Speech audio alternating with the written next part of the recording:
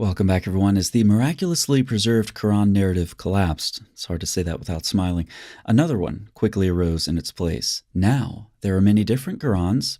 However, they're all still preserved word for word, and they all go right back to Muhammad, who apparently recited the same Quran many different ways. Now, admitting that there are Qurans with actual differences was a surprising step toward honesty for some Muslim apologists. However, the updated, word-for-word preservation claim that persists is a transparent attempt to maintain that warm, fuzzy feeling that Muslim apologists have given their followers with the now defunct miraculous preservation lie. In response to the new claim of word-for-word preservation of the Qurans that all go right back to Muhammad, Muslims who take their cues from popular apologists have a couple of options. Muslims can unquestioningly adoption is prohibited in Islam, they can parrot the new narrative of word-for-word preservation of the Qurans. Or, having pondered how the particularly popular perfect preservation narrative was a myth, Muslims can reason, the first narrative about Quran preservation was a lie. Could it be that the second one is also... Let's go back just so we don't lose anyone. The first narrative about Quran preservation was a lie. Could it be that the second one is also a...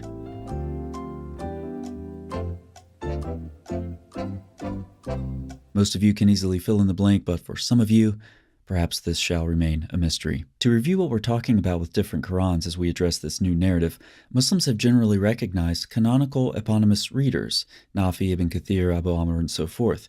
Each of the eponymous readers has a number of students with different versions, but only two are considered canonical. The most well-known of these will be the eponymous reader Azam with his two canonical students, Shuba and, of course, Hafs. Some Muslims will go for 7 canonical eponymous readers, others 10, and so forth.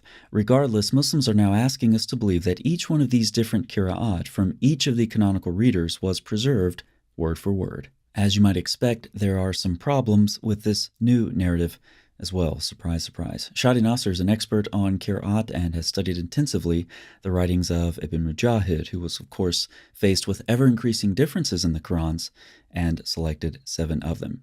Recall that chart I just showed you as we hear what Professor Nasser says. The disagreements amongst the transmitters and the discrepancies in the transmission of the performed text of the Quran on the level of the eponymous readers, that would be, of course, Nafi, Ibn Kathir, Azam, and so forth, their rawis, that is, their canonical transmitters in this context, of course, like we said, 2 per eponymous reader, and their chains of transmission suggest that the formative period of Qur'at literature was a time of robust deciphering of the text of the Quran, its meaning, and its performance.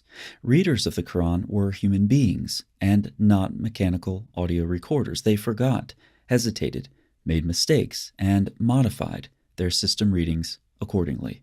This explains why we have numerous different versions that are attributed to the same readers and their students. We're talking about human beings, not mechanical recording devices. This is so intuitively, obviously true, although Muslim apologists make their living claiming otherwise. The multiple readings reported on behalf of the same eponymous reader or canonical rawi were not only due to transmission errors, inaccuracies, the flexibility of the consonantal razm, and the existence of a depository of different yet acceptable traditions from the previous generations of Quran masters.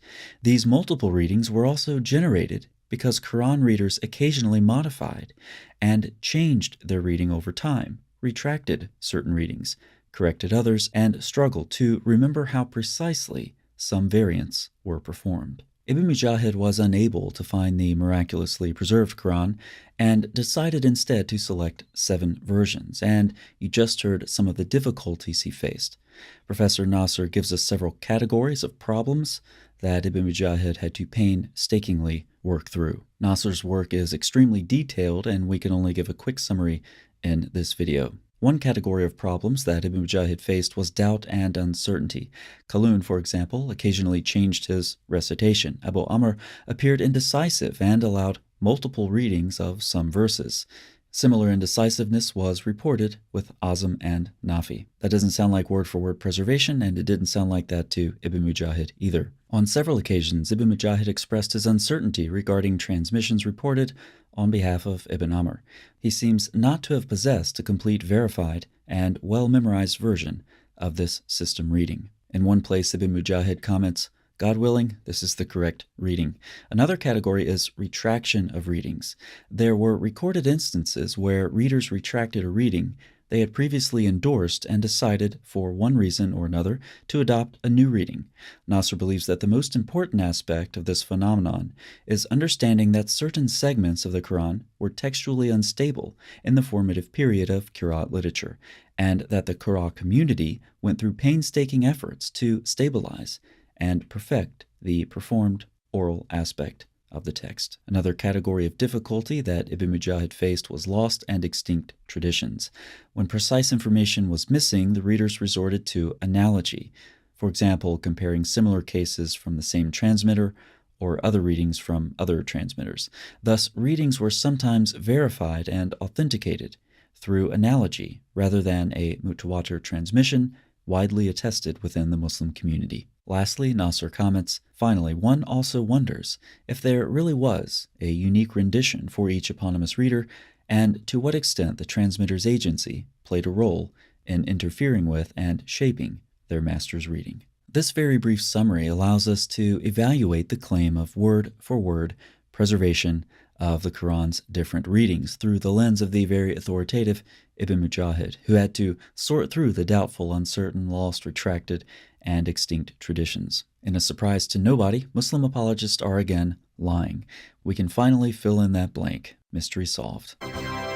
One wonders if one day Muslims will start holding their apologists accountable for their lies. One mystery solved. Another mystery surfaces. Thanks so much for watching. I'll see you next time.